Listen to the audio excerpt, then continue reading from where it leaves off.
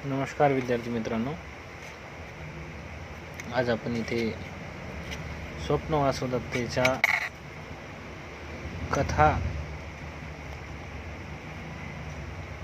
कथारूपी कथेमध्ये नाटकाचा पूर्ण अध्ययन करणार आहोत। जसं की आपल्याला इथे आपण नाटक बघितलं आहे की या नाटकामध्ये 6 अंक आहेत। थोडक्यामध्ये परिचय आपण मागच्या याच्यामध्ये बघितला आहे। तर या 6 अंकामध्ये काय कथा आहे, कथा म्हणजे या नाटकाची कथानक काय आहे याविषयी आज आपण इथे पूर्ण पुस्तकाचं इथे आज कथा स्वरूपामध्ये आज आपण इथे अध्ययन करूया। तर हे जे स्वप्न वासवदत्ता हे नाटक म्हणजे भासाच्या काव्य आणि शब्द प्रतिभेचा तसेच कथाकल्पनेचे एक मूर्त असे अद्भुत रूप आहे। त्याने एकूण 13 नाटके लिहिली, परंतु एकटे स्वप्न वासवदत्त हे नाटक ही त्याच्यातील उत्तुंग प्रतिभेचे दर्शन घडवते। म्हणजे सर्वात श्रेष्ठ नाटक म्हणलं तर भासाच्या नाटकामध्ये स्वप्न वासवदत्ता हे नाटक हेच आहे। हे नाटक कौशांबीचा राजा उदयन याच्या कथेवर आधारलेले आहे। तर राजा उदयन आहे ते आपण बघितलंच आहात कथेमध्ये। तर राजा उदयनावर हे नाटक लिहिलेलं आहे। संस्कृतचे साहित्य विश्व हे जसे काव्य या प्रकाराने व्यापक झाले आहे, तसेच नाटक या प्रकाराने समृद्ध बनले आहे। नाटकाला साहित्यशास्त्रात रूपक असा शब्द आहे। रूपक जे अलंकार आहे ते खूप प्रसिद्ध अलंकार आहे। संदर्भेषु दशरूपकम श्रेय, म्हणजे असे वामनाने म्हटले आहे, रूपक हे रसात्मक असते। रूपक अलंकार रसात्मक अलंकार आहे। कालिदासाने नाट्य हा शब्द नृत्य व भावाभिव्यक्ती अशा दोन्ही अर्थाने वापरला आहे। काव्येषु नाटकम रम्यम अशी लोकोक्तीही प्रचलित आहे। जो उत्तम कवी आहे तसेच उत्तम नाटककार असतो। जो कवी उत्तम आहे तोच उत्तम नाटककार आहे, असा संस्कृत साहित्यात एक गृहीत सिद्धांत आहे। म्हणून तर कालिदास, भास आदी महाकवींना नाटकाची रचना केली। नाटक हे साहित्याचे असे अंग आहे की त्यात काव्य डोळ्यांनी पाहता येते।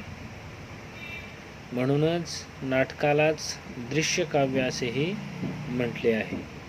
महाकवी बरोबरच नाटककार म्हणूनही भासाची योग्यता खूपच मोठी आहे। संस्कृत भाषेत नाटकाचे वेगवेगळे प्रकार उभे करतानाचे एकांकी नाटक प्रथम भासाने सुरू केले। त्याचे उरुभंग हे नाटक म्हणजे एक एकांकिका आहे। सुबंधू नावाच्या शास्त्रकाराने नाटकाचे पूर्ण नाटक, प्रशांत नाटक, भास्कर नाटक, ललित नाटक आणि समग्र नाटक असे नाटकाचे 5 प्रकार मानले आहेत। भासाचे स्वप्न वासवदत्त हे नाटक प्रशांत प्रकाराचे आहे। स्वप्न वासवदत्त हे नाटक म्हणजे भासाच्या काव्य आणि शब्द प्रतिभेचा तसेच कथाकल्पनेचे एक मूर्त असे अद्भुत रूप आहे। त्याने एकूण 13 नाटके लिहिली, परंतु एकटे स्वप्न वासवदत्त हे नाटक ही त्याच्यातील उत्तुंग प्रतिभेचे दर्शन घडवते। हे नाटक कौशांबीचे राजा उदयन याच्या कथेवर आधारलेले आहे। भासाने स्वप्न वासवदत्त नाटकाच्या अगोदर प्रतिज्ञा योगनारायण हे नाटक लिहिले। त्यात वासवदत्ता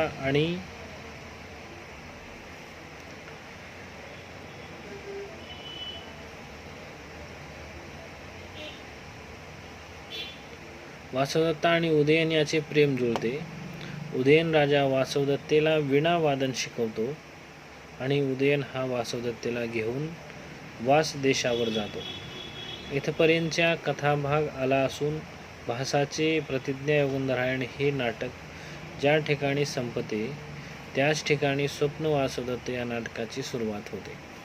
स्वप्न वासवदत्त या नाटकाचे कथानक बारकाईने समजले म्हणजे भासाच्या नाट्य गुणाची, प्रतिभेची आणि रंजक कथासंगतीची खरी कल्पना येते.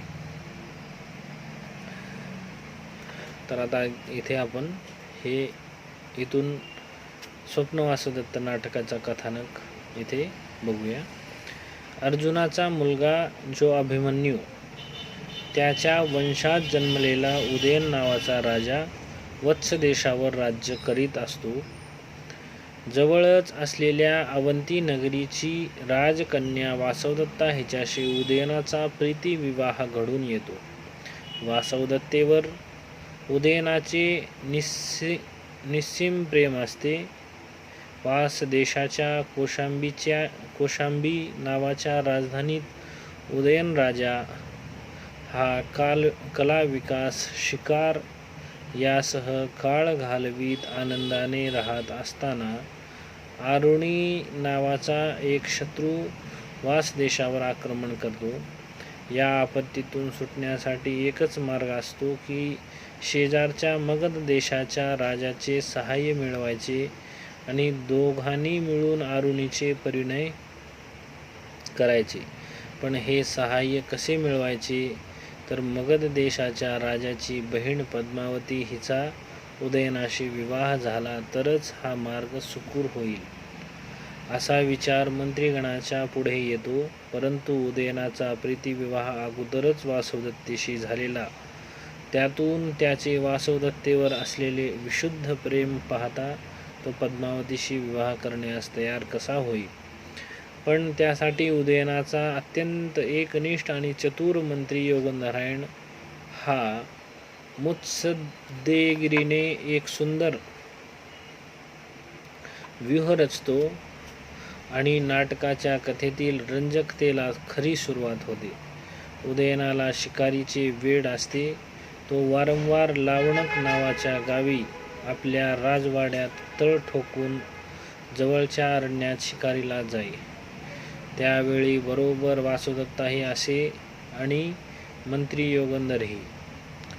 राजा शिकारीला निघून गेला की मध्यरात्री लावणक गावातल्या त्या राजवाड्याला आग लावून यायची आणि योगंधरायण व वासवदत्ता यांनी वेषांतर करून गुप्त मार्गाने राजवाड्याच्या बाहेर पडायचे आणि गावात अशी वार्ता पसरवायची की वासवदत्ता या भीषण अग्नीतून जळून मेली आणि तिच्या वाचवताना योगंधरही आगीतच मृत्युमुखी पडला.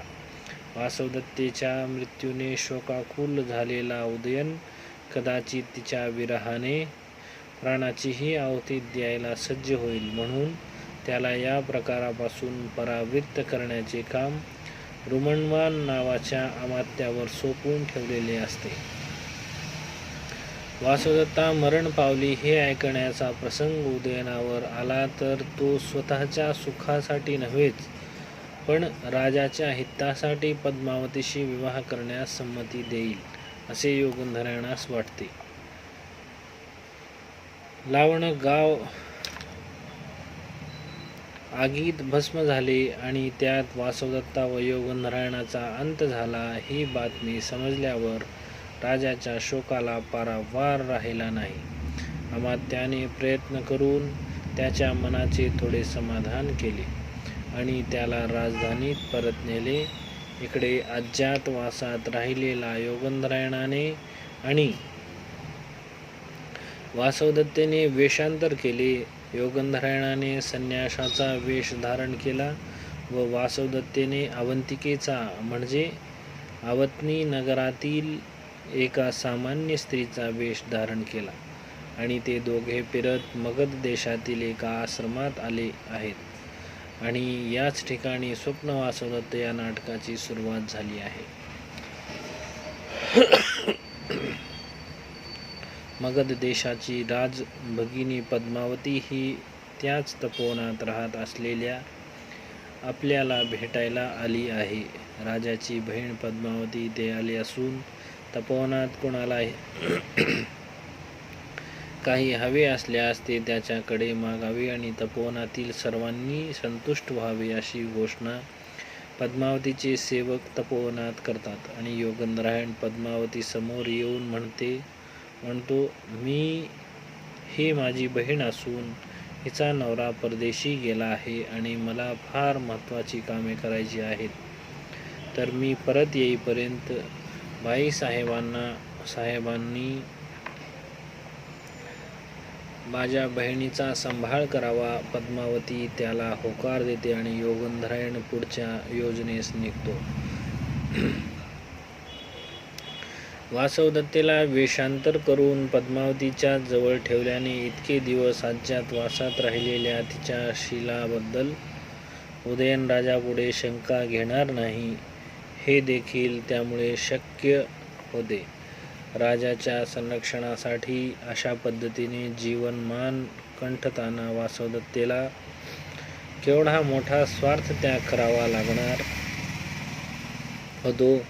वेश पालटून बाहेर पडायचे, राणीपदाचे ऐश्वर्य सोडून एखाद्या सामान्य स्त्रीप्रमाणे किंवा कदाचित दासीप्रमाणे हे आयुष्य कंटाळायचे.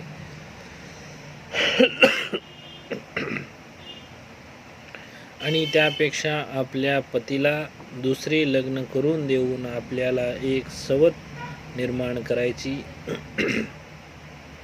वासवदत्तेची मनोभूमिका केवळ विशाल असली पाहिजे. पुढे योगंधरायण अनेक युक्त्या योजून उदयनाने पद्मावतीशी विवाह करावा ही भूमिका तयार होते. उदयन स्वेच्छेने नाही तर जुलमाने आणि केवळ राज्यावरील संकट दूर व्हावे म्हणूनच पद्मावतीशी विवाह करायला तयार होतो. पण विवाह झाल्यावर सुद्धा त्याची स्मृती त्याला अखंडपणे जाणवते. दुसऱ्या अंकात वासवदत्ता ही पद्मावतीच्या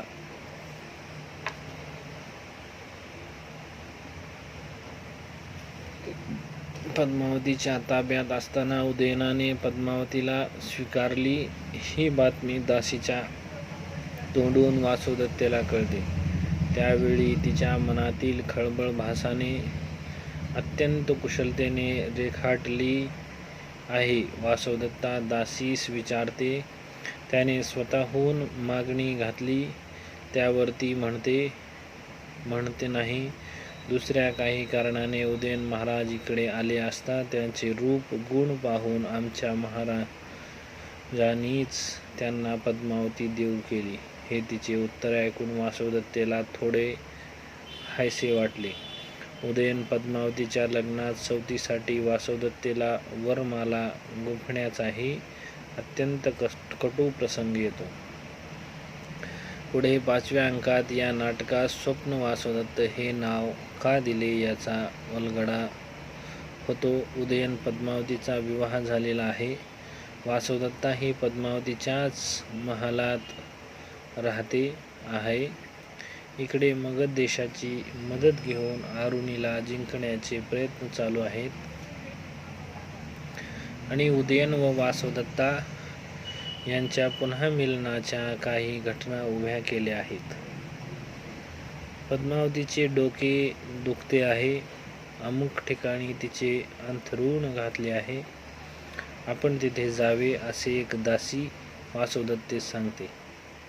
त्याचवेळी उदयन राजासही कोणीतरी तसेच निवेदन करते आणि पद्मावती येण्यास अजून वेळ आहे असे समजून राजा पद्मावतीच्या शय्येवर जाऊन पडतो आणि त्याला झोप लागते. थोड्या वेळाने पद्मावतीचे मनोरंजन करावे म्हणून वासवदत्ता तिथेच येते. दिव्याचा मंद प्रकाश असल्याने तिथे पद्मावतीच झोपली आहे असे समजून वासवदत्ता अंथरुणावर जाते. तोच हे वासवदत्ते असे राजा स्वप्नात बडबडतो. निजलेली व्यक्ती ही पद्मावती नसून राजा उदयन आहे हे समजल्यावर भीतीने वासवदत्ता भराभर पावले टाकीत निघून जाते. म्हणून ती लांबून ओझारता दिसल्यासारखे राजाला वाटते.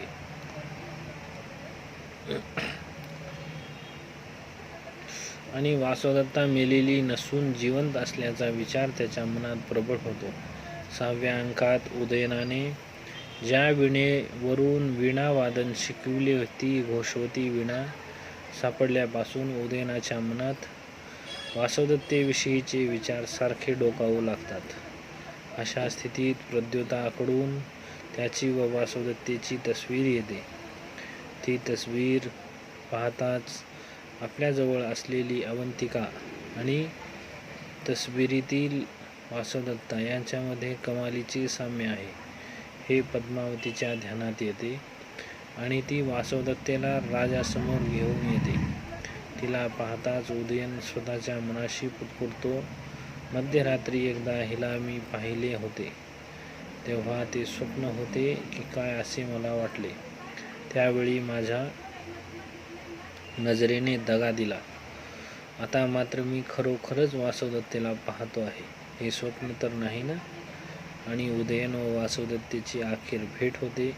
पद्मावती पण वासवदत्तेला सामान्य स्त्रीप्रमाणे वागवल्याबद्दल क्षमा मागते. मिलन होते आणि नाटकाची कथा संपते. या नाटकात भासाने विशुद्ध प्रेमाचे सुंदर चित्र रेखाटले आहे.